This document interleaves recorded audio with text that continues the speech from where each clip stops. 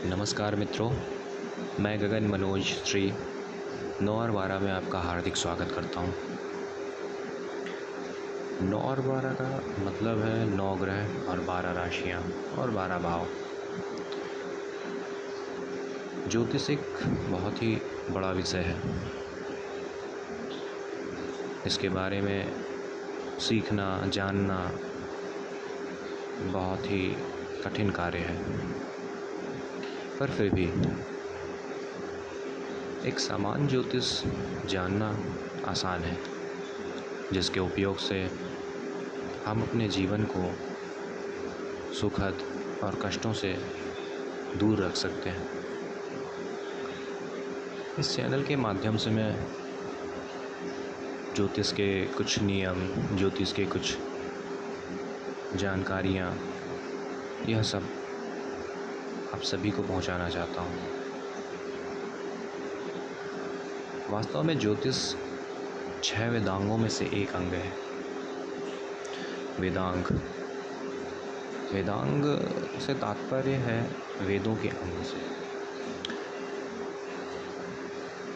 सनातन संस्कृति में जब वेदों का उत्थान हुआ, वेद जब पृथ्वी पर आए या मानव ने जब वेद को जाना, तो उसको पढ़ने के लिए उसके द्वारा बताए हुए अनुष्ठानों और यज्ञों को करने के लिए वेद के 6 अंग बनाए गए कि जिन जो अंग हैं वो 6 शास्त्र हैं। उसी अंग में एक अंग है जिसको वेदांग में आँख बोला गया है, वो है ज्योतिष।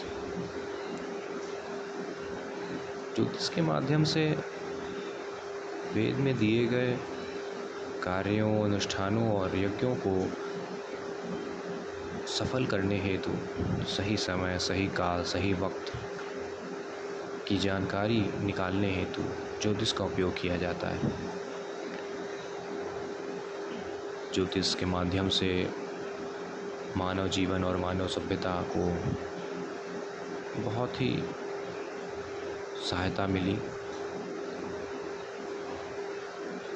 ज्योतिष को जानना एक बहुत ही आनंदपूर्ण विषय है। कुछ लोग ज्योतिष पर विश्वास करते हैं, कुछ लोग ज्योतिष पर विश्वास नहीं भी करते हैं, कुछ लोग ज्योतिष पर अंधविश्वास करते हैं। वास्तव में ज्योतिष जीवन में उस तरह है जैसे भोजन में नमक। मैं हमेशा कहता हूँ, सबसे यही कहता हूँ कि ज्योतिष को उतना ही उपयोग में लाएं जितना आप भोजन में नमक का करते हैं, ना ज़्यादा ना कम। नमक का उपयोग ज़्यादा होने से भोजन खारा हो जाता है, खाने लायक नहीं रहता, और नमक बिल्कुल ही ना होने पर भोजन का स्वाद ही ख़त्म हो जाता है, भोजन में वो स्वाद नहीं आता। पर फिर भी आप बिना ज्योतिष अर्थात बिना नमक के तो रह सकते हैं, पर जब उस नमक को ज़्यादा कर देते हैं तो आप खाना नहीं खा सकते। उसी प्रकार ज्योतिष है। आपको ज्योतिष को उतना ही उपयोग करना चाहिए जिससे आपका जीवन का स्वाद बना रहे। जितने ज़्यादा आप इसके अंदर चलते चले जाएंगे, जितने ज़्यादा आप हर दिन हर समय इसको सोचते रहेंगे, उतना ही ज़्यादा ये कष्टकारी हो सकता है। ज्योतिष पर विश्वास जिनको नहीं है, उनके लिए तो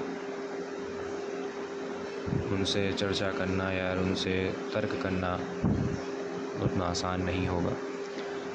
बहुत लोग मिल जाते हैं, वो कहेंगे कि ग्रहों से क्या हो सकता है, ये अंगूठी और नग पहनने से क्या हो जाएगा, जो भी है सब कर्म है, सब आपकी मेहनत है, आपका मतलब लगन है, आपके कार्य हैं। बिल्कुल, उनका कहना भी सही है।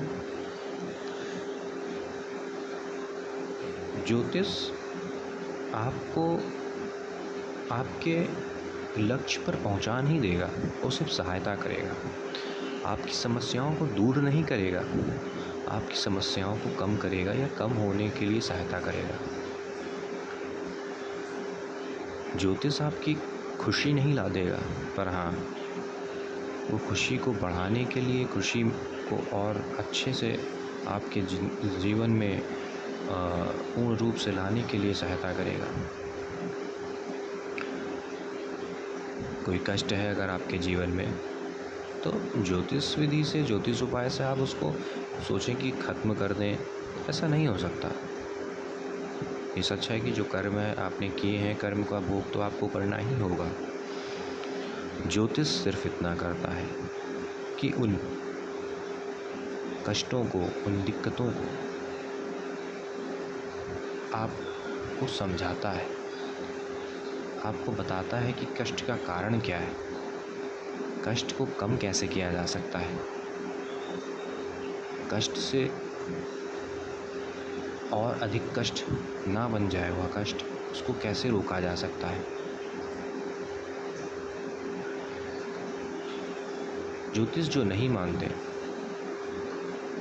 उनके लिए, उनसे सवाल इतना कर सकते हैं आप कि ज्योतिष अर्थात ग्रहों का हमारे जीवन पर क्या असर है, सितारों का क्या असर है,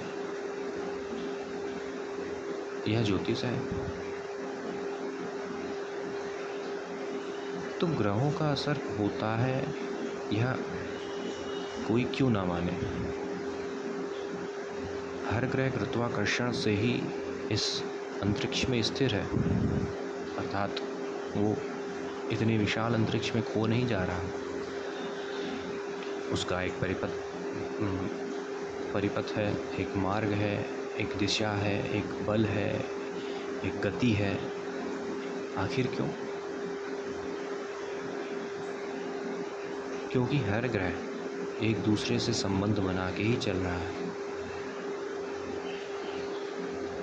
अगर जो 7 ग्रह हैं हमारे, 9 ग्रह बोले जाते हैं, राहु केतु को हटा के अगर 7 ग्रहों को आप लेते हैं, तो ये सौर मंडल में ग्रहों की एक चैन है।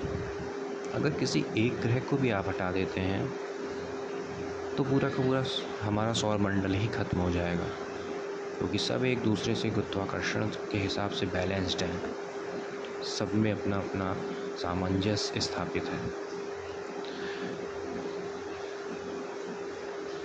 तो ग्रहों का हमारे ऊपर प्रभाव कैसे नहीं पड़ेगा, जब इतनी बड़ी पृथ्वी सूरज के कारण, उसके गुरुत्वाकर्षण के कारण उसके चक्कर काट रही है, और इधर चंद्रमा वो पृथ्वी के गुरुत्वाकर्षण के कारण उसका चक्कर काट रहा है। तो इतने बड़े बड़े पिंडों पर जब गुरुत्वाकर्षण, उसकी शक्ति, उसकी एनर्जी का प्रभाव पड़ेगा, तो आप पर क्यों नहीं पड़ेगा। चंद्रमा इतने दूर पे होने के बाद भी हम देखते हैं कि समुद्र में ज्वार भाटा जो आता है वो उसकी शक्ति से ही आता है।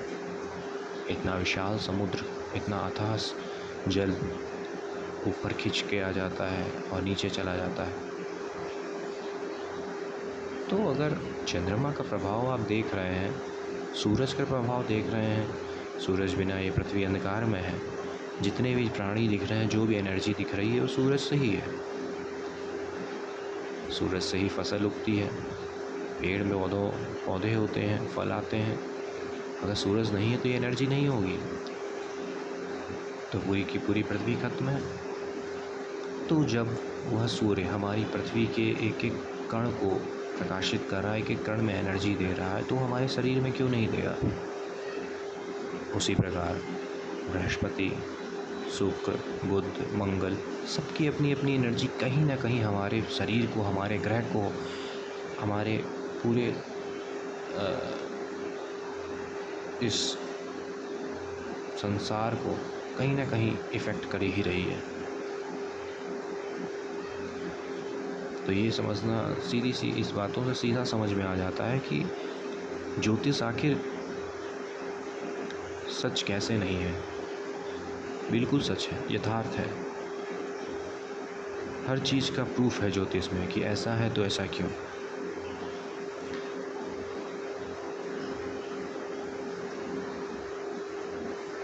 जब ज्योतिष बना, ज्योतिष शास्त्र आया,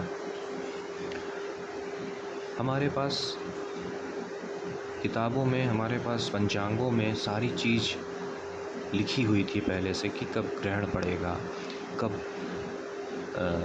पूर्णिमा होगी, कब अमावस्या आएगी, किस दिन सूर्य ग्रहण पड़ेगा, किस दिन चंद्र ग्रहण पड़ेगा। ना हमारे पास उस टाइम, अगर पुराने ज़माने में देखें, ना उस टाइम ऐसे यंत्र थे, ना वैज्ञानिक विधियाँ थी। कैसे पता था कि पृथ्वी गोल है? कैसे पता था कि हर ग्रह सूरज के चक्कर काट रहे हैं?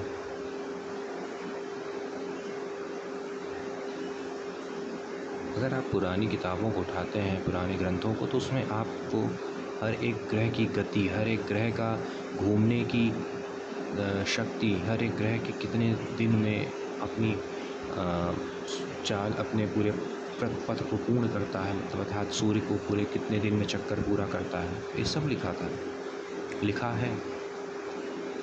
तो आखिर इस पे कैसे अविश्वास किया जाए कि ज्योतिष सच नहीं बताता?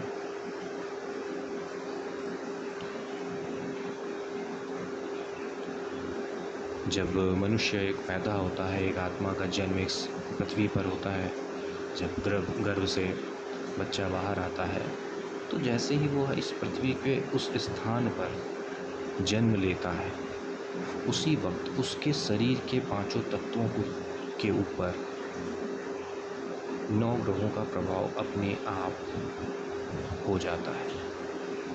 एक छाप आपके एलिमेंट्स पर, उस बच्चे के एलिमेंट्स पर हो जाती है कि इसकी ज़िंदगी का जो चक्र है, इस ज़िंदगी, इसको जिस हिसाब से जीवन व्यतीत करना है, वह पूरा का पूरा ग्रहों नक्षत्रों के हिसाब से एक मानचित्र तैयार हो जाता है।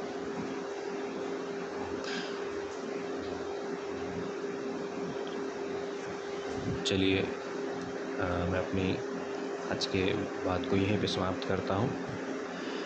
आगे और भी चर्चाएं लेके आऊँगा, और भी ज्योतिष से संबंधित ज्ञान, ज्योतिष से संबंधित बातें लेके आता रहूँगा, जो कि हर व्यक्ति के जीवन को सुलभ बनाए, उसको प्रसन्नता दे, उसके कष्टों को ख़त्म करे।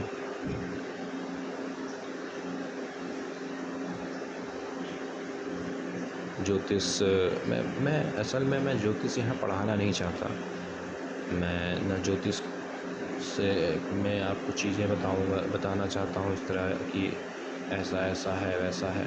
बहुत से यूट्यूब चैनल्स हैं जो आपको किताबी बातें बताते रहते हैं, किताबी चीज़ें कि शनि की दृष्टि यहाँ पड़े तो ऐसा, उसकी शुक्र की दृष्टि यहाँ पड़े तो ऐसा, इसकी युति हो तो ऐसा। पर वास्तव में आप जब देखेंगे तो ज़्यादा चीज़ें नहीं दिखेंगी आपको। हर युति का, हर दृष्टि का, भावों में कहाँ पे ग्रहों की स्थिति का क्या प्रभाव पड़ना है, उस पर करेक्ट बताना वो बिना कुंडली देख के असंभव है।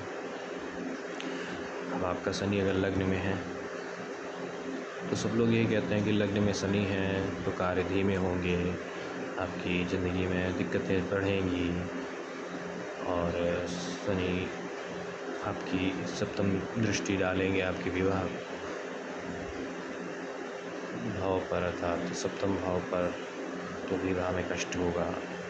तो ये नॉर्मल चीज़ें हैं, इनको असल में 2 लाइन की ही चीज़ें हैं कि ऐसा हो सकता है, यह कारण होगा।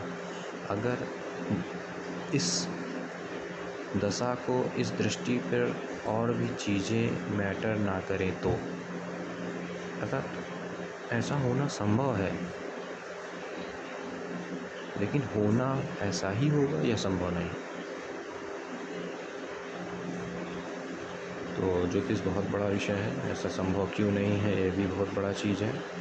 बहुत सी चीज़ें समझने योग्य भी हैं और बहुत सी चीज़ें ना समझने के लिए ही बनी है। आगे मैं और भी आप लोगों से चर्चा करता रहूँगा। तब तक के लिए धन्यवाद। राधे राधे।